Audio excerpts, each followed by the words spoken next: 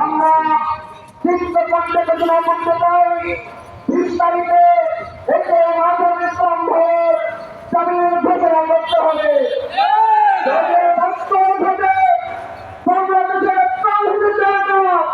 তার মুক্তির দাবিতে রাজপথে আসবে।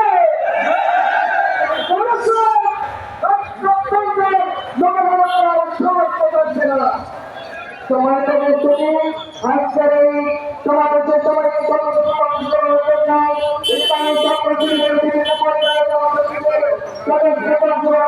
ধন্যবাদ ব্যক্ত করে আমি আপনাদের